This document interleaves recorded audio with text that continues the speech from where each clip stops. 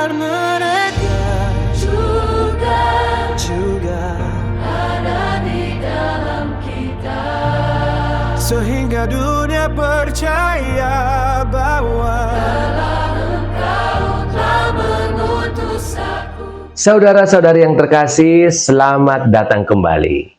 Setelah video pengantar tentang 4 pilar doktrinal gereja, kali ini kita akan mengambil jeda sejenak untuk mendalami pilar pertama, topik yang telah kita sentuh sebelumnya, yakni gereja. Apa sebenarnya gereja itu? Dalam iman Katolik, gereja bukanlah sekedar organisasi. Ia adalah misteri, yaitu realitas ilahi dan manusiawi yang kompleks. Ini adalah bait Allah yang kelihatan sekaligus tubuh mistik Kristus yang tak kelihatan. Untuk memahami gereja hari ini, ada baiknya kita melihat perubahan penekanan yang dibawa oleh Konsili Vatikan II.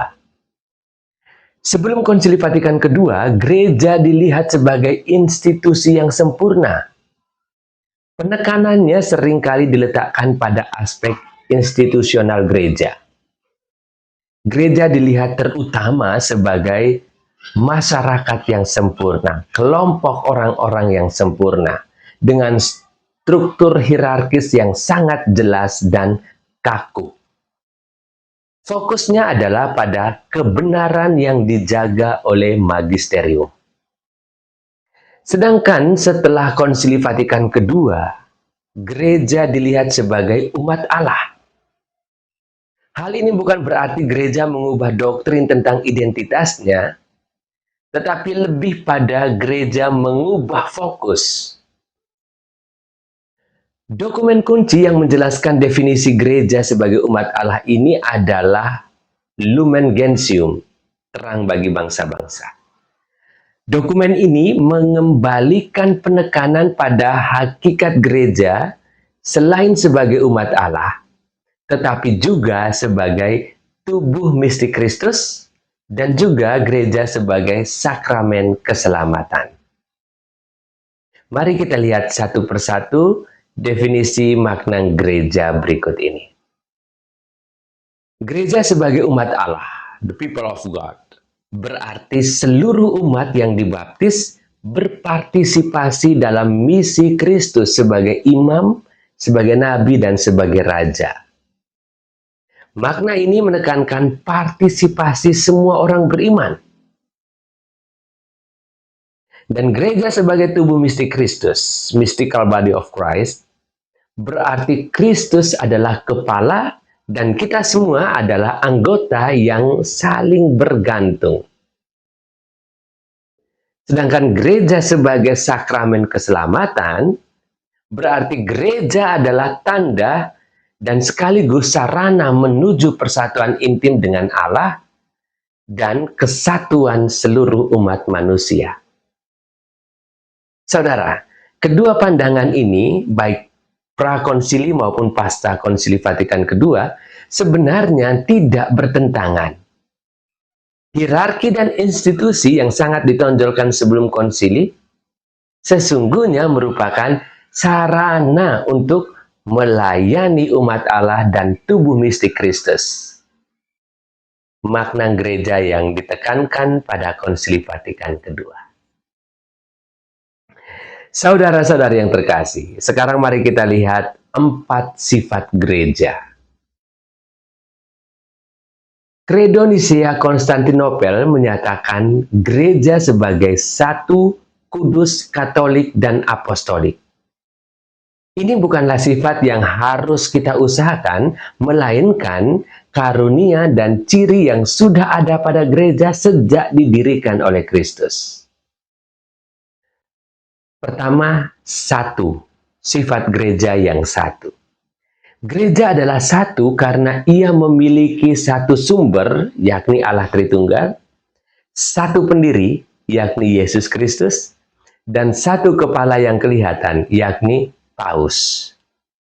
Kesatuan ini diwujudkan melalui satu iman yang diwariskan dari para rasul, satu perayaan ibadah yang sama, terutama 7 sakramen, satu suksesi apostolik. Walaupun ada keragaman ritual dan karisma, semua dipersatukan dalam persekutuan penuh. Makna sifat gereja yang kedua yaitu kudus. Gereja adalah kudus karena Kristus telah menyerahkan dirinya untuk gereja. Kekudusan ini berasal dari Kristus dan bukan dari anggotanya.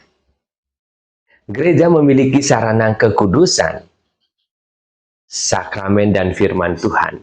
Meskipun anggota-anggotanya, yaitu kita semua, adalah pendosa.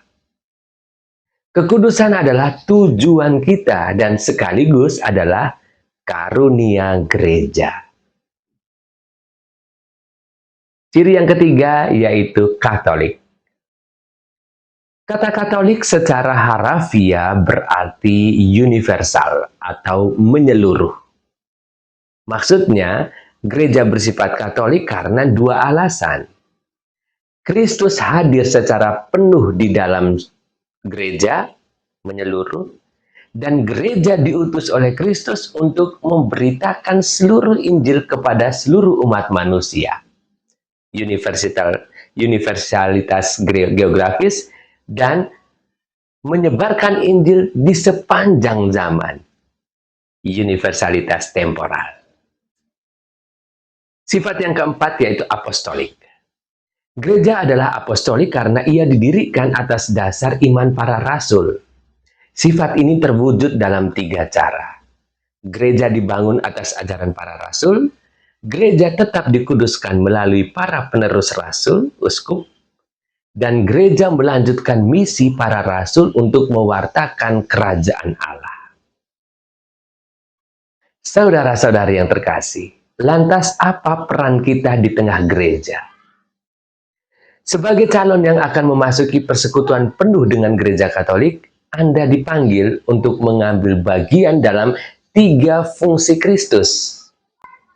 Tugas sebagai imam, nabi, dan raja yang kita terima melalui pembaptisan kita. Mari kita lihat satu persatu.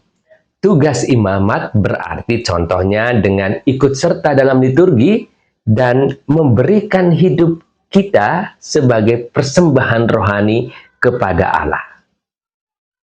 Contoh tugas kenabian yaitu dengan memberikan kesaksian tentang Kristus melalui hidup dan perkataan kita.